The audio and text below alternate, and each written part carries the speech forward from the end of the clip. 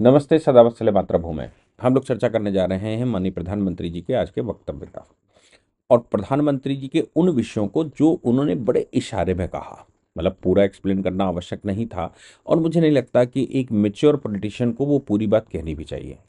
पाकिस्तान को संदेश दिया, विश्व को संदेश दिया और विश्व के उन आकाओं को संकेत दिया जो भारत और पाकिस्तान के इस विषय के बीच में आना चाहते थे। सुबह से एक चर्चा आम जो भारत के इंटरनल पॉलिटिक्स के विरोधी हैं, वो लगातार एक बात कह रहे थे और वो बात उनकी ये है कि भारत सरकार का सीज फायर ट्रंप ने क्यों कर दिया। ट्रंप कौन होते हैं? मैं सुबह से कई टीवी चैनलों पर था, उस पर भी मैंने कहा कि देखो, एक मित्र देश है, मित्र देश अगर कोई ऑफर करता है और रशिया यूक्रेन के बीच में चल रहा था तो मोदी जी बीच में पड़े थे। बीच में कई बार भारत सरकार फिलिस्तीन और इसराइल के बीच में पड़ चुकी है, पुरानी भारत सरकार। और ऐसे वर्ल्ड में अगर किन्हीं दो कंट्रियों के कन्फ्लिक्ट होते हैं तो उन कन्फ्लिक्टों के बीच में भारत पड़ता है। भारत इस समय विश्व लीडरशिप की स्थिति में है, इसलिए भारत उनके बीच में पड़ता है। और अगर भारत पड़ता है तो आप सोच लीजिए कि अमेरिका रशिया हमारे अच्छे दोस्त इस समय हैं, तो वो भी बीच में पड़ते हैं। ये बीच में पड़ने से मतलब है कि वो हमसे भी बात करते हैं, उनसे भी बात करते हैं, कन्फ्लिक्ट को डिस्कलेट करने की कोशिश करते हैं। वो कोई नई बात नहीं है। ट्रंप ने जो ट्रंप ने जो वो किया, ट्वीट किया, उसका मोदी जी ने जवाब दिया। हमने क्या तय किया है इसका मोदी जी ने जवाब दिया। भारत सरकार ने कहा कि याद रखिएगा, हमने कोई सीज फायर नहीं किया है, हमने इस समय टेम्परेरीली इसको बंद किया है और टेम्परेरीली विराम दिया है, केवल हमने खत्म नहीं किया है। ऑपरेशन सिंदूर जारी है और अब डिपेंड करेगा पाकिस्तान का रिएक्शन हमारे साथ क्या है। ऐसी कोई भी स्थिति जो पाकिस्तान हमारे साथ करना चाहता है, उसके अगेंस्ट में पाकिस्तान के विरुद्ध ये अब भारत की नीति है। अभी तक आप समझ लीजिए, भारत की नीति तय नहीं थी। कभी हम रिएक्शन करते थे, कभी नहीं करते थे। सरगोदा में हमने रिएक्शन किया था 1965 में, लेकिन वो तब जब पाकिस्तान ने हमारे ऊपर हमला कर दिया था। लेकिन अभी जो ध्यान देने की बात है वो ये है कि भारत सरकार ने ऑफिशियली, प्रधानमंत्री ने ऑफिशियली अब आतंकवाद के विरुद्ध किसी भी देश में घुसकर मारने की अपनी नीति घोषित कर दी है।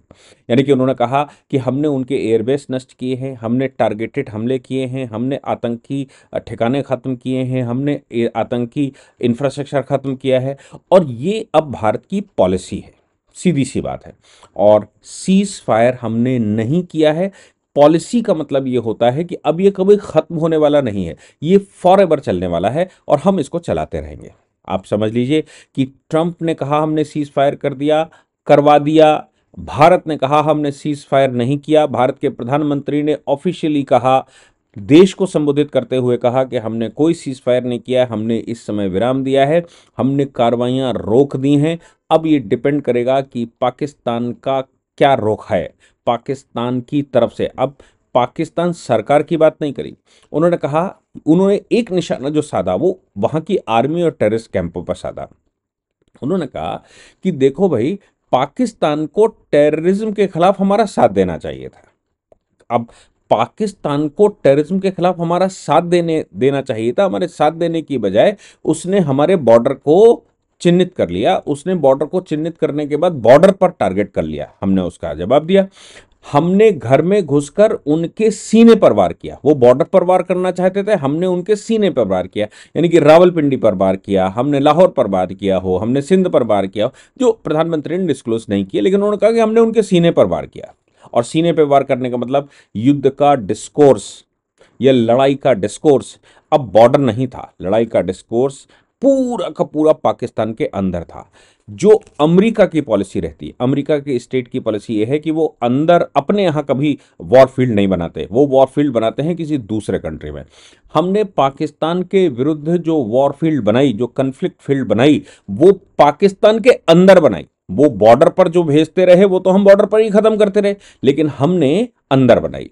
दूसरी बात उन्होंने कहा कि जो हमारी नीति है, इस हमारी नीति में हमको ध्यान रखना चाहिए कि हम पीछे हटने वाले नहीं हैं। ये हमने पॉलिसी बना ली है और पॉलिसी का मतलब जो हम निकाल पाए या जो आपको निकालना चाहिए वो ये है कि किसी भी विश्व के किसी भी कंट्री का अबाव दबाव अब अपने ऊपर नहीं है।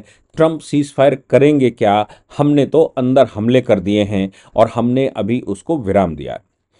एक बात जो प्रधानमंत्री ने बड़ी जोर देकर कही, मैं 2 दिन पहले रक्षा मंत्री को सुन रहा था, रक्षा मंत्री भी कह रहे थे, और हम विश्व के चूंकि सभी मामलों में, लगभग सभी मामलों में ऊपर की 4-5 कंट्रियों के बराबर हैं, चाहे हम फोर्सेस के मामले में हो, अंतरिक्ष के मामले में हो, हम इकोनॉमी के मामले में हो, हम बाकी फॉरेन अफेयर्स के मामले में हो। इस समय पिछले 10-11 साल में हम उन सभी टारगेट को अचीव कर पाए हैं जो ऊपर के टॉप के संसार के 5-6 कंट्री रखते हैं। हम किसी को पीछे पछाड़ कर आगे बढ़े हों ऐसा अपना विचार रहता नहीं, लेकिन हम सुदृढ़ता के साथ आगे बढ़े हैं। अब उस मामले में जहां कमी थी वो थी डिफेंस इक्विपमेंट एक्सपोर्ट की। प्रधानमंत्री ने आज जो कहा, उन्होंने साफ तौर पर इस बात की घोषणा की कि अब समय आ गया है इंडिया मेड्स, यानी कि भारत में निर्मित हथियारों का समय आ गया है, भारत में निर्मित इक्विपमेंट का समय आ गया। अब भारत में निर्मित इक्विपमेंट का समय आ गया है, ये तो कोई नई बात नहीं है भाई। हमारे पास हमने बनाया है, हमारा तो समय है। हम तो जब कम बनाते थे तब भी अपने वाले चलाते थे, ज्यादा बनाते हैं तो भी अपने वाले चलाते हैं, और बाहर से जो लाते हैं वो तो चलाते ही चलाते हैं। तो फिर ये कहने की जरूरत क्या पड़ गई कि अब भारत निर्मित हथियार, भारत निर्मित इक्विपमेंट, भारत निर्मित डिफेंस इक्विपमेंट का समय आ गया है। इसका मतलब ये हो गया कि विश्व के बड़े कंट्री, उसमें चाहे अमेरिका आता हो, चाहे रशिया आता हो, चाहे चाइना आता हो, फ्रांस आता हो, ये सब के सब अच्छे एक्सपोर्टर हैं, डिफेंस इक्विपमेंट के एक्सपोर्टर हैं। और अगर हम टॉप के 5-6 कंट्रियों में आते हैं तो हम डिफेंस के एक्सपोर्टर क्यों नहीं हैं, हम इंपोर्टर क्यों हैं? भाई हमारा इतना बड़ा देश है, 2 बड़े देश, 2 खतरनाक देश हमारे अगल बगल बैठे हुए हैं। उनमें चाइना जबरदस्ती तिब्बत पर कब्जा करके बैठा हुआ है। दूसरा पाकिस्तान, पैदाइशी एनिमी, हिंदुस्तान को फतेह करने के उद्देश्य से उसने पाकिस्तान बनाया और हिंदुस्तान को दारुल इस्लाम बनाकर हिंदुस्तान को मुगलिय सल्तनत में लाने के उद्देश्य से वो बैठा था। तो ये तो उसके चरित्र में है कि वो परमानेंट हमसे लड़ेगा ही। और इधर चाइना वो विस्तारवादी नीति का है। तो ऐसी परिस्थिति में हथियार खरीद खरीद कर हम कब तक चलेंगे? और हथियार खरीद कर अगर हम चलते रहेंगे तो फिर हम अपनी इकोनॉमी कब संभाल पाएंगे? तो क्या हम पिछड़े ही रहेंगे? ये आज़ादी के बाद की जो सरकार बैठी उसकी सबसे बड़ी भूल थी कि वो डिफेंस के मामले में सुदृढ़ नहीं हुआ। मोदी जी के आने के बाद उन्होंने आज ये बात कही कि विश्व का नाम नहीं लिया, लेकिन उन्होंने कहा अब समय है भारत में निर्मित डिफेंस इक्विपमेंट का। यानी कि विश्व के छोटे कंट्री जो कि चाइना से इंपोर्ट करते हैं, जो चाइना के भर हैं, चाइना की जो मार्केट है, उस मार्केट पर भारत सरकार ने सीधा सीधा उनको आह्वान किया कि आइए, अब हमारे इक्विपमेंट वेल प्रूव्ड हैं, हमने प्रदर्शन कर दिया है, पाकिस्तान के अगेंस्ट में प्रदर्शन करके हमने ये बता दिया है। चाइना के, अब कहा तो उन्होंने, चाइना ने जो उनकी डिफेंस सब सजा कर रखी थी उस डिफेंस को हमने ध्वस्त कर दिया है, सीने पर वार किया है। पाकिस्तान संसार की बड़ी डिफेंस या बड़ी फोर्सेस में आता था, काउंट किया जाता था, लेकिन हमने अपने बॉर्डर पर उन इक्विपमेंट्स को, उन मिसाइलों को, उन ड्रोनों को, उन हमलों को पत्ते की तरह उड़ा दिया और हमने उनके अंदर घुसकर वार किया। उन्होंने कहा कि पानी और टेररिज्म साथ साथ नहीं चल सकता, वार्ता और टेररिज्म साथ साथ नहीं चल सकता। भारत और पाकिस्तान के बीच में अगर कोई बात हो सकती है तो वो पीओके पर बात होगी, इसके अलावा कुछ और होने वाला नहीं है। और सीज फायर, जैसे मैंने बार बार कहा कि वो तो बाकी उन्होंने भूमिका बताई कि हमारे ऊपर क्या किया, हमारे मंदिरों पर हमला किया, हमारे गुरुद्वारों पर हमले किए, हमारे सिविलियन एरिया पर हमले किए, जो कायरतापूर्ण है। लेकिन हमने सिर्फ उनके एयर बेस पर हमला किया, हमने सिर्फ उनके मिलिट्री बेस पर हमला किया, हमने सिर्फ और सिर्फ उनके जो आतंक के पीछे से पैरोकार हैं उन पर किया। साथ में भारत सरकार ने आज डिक्लेयर किया कि केवल आतंकी हमारा टारगेट नहीं है, आतंक के सरबराह भी हमारा टारगेट है, आतंक का पोषण करने वाले हमारे टारगेट हैं, आतंक के पोषण करने वालों को भी हम छोड़ेंगे नहीं। मतलब बिल्कुल साफ था कि भारत में जो इंटरनल डिस्टर्बेंस, चाहे वो भारत के नागरिक हों या बाहर के नागरिक हों, जिनके दिमाग में ये परमानेंट रहता है कि वो भारत को दारुल इस्लाम बनाएंगे, जिनके दिमाग में परमानेंट रहता है कि वो भारत को विजय कर लेंगे, उन्होंने साफ तौर पर कहा कि उनके आकाओं यानी कि भारत के अंदर जो इंटरनल डिस्टर्बेंस करने के उद्देश्य से लोग बैठे हुए हैं, जिनको लगता है कि पाकिस्तान उनका सहयोग करेगा, जिनको लगता है कि पाकिस्तान बड़ा सुदृढ़ है, जिसको लगता है कि पाकिस्तान बड़ा सशक्त है, उन सबको प्रधानमंत्री ने मैसेज दिया। केवल आतंकी नहीं, आतंक का पोषण करने वाले, आतंक के सरबराहकार, आतंक के पैरोकार, ये सब हमारी नीति का हिस्सा है। इसका मतलब ये हो गया कि अब युद्ध करने के लिए भारत सरकार कोई घोषणा नहीं करेगी। भारत सरकार युद्ध करने के लिए किसी अब पहलगाम या पुलवामा का इंतजार नहीं करेगी। जब हमको पता लगेगा कि आतंकी पाकिस्तान के अंदर कहां पर बैठे हुए हैं, कहां पर हैं, हमारे पास जैसे जैसे सूचना आएगी हम चिन्हित करेंगे और उनको डिस्क्लेट करेंगे, हम उनको समाप्त करेंगे।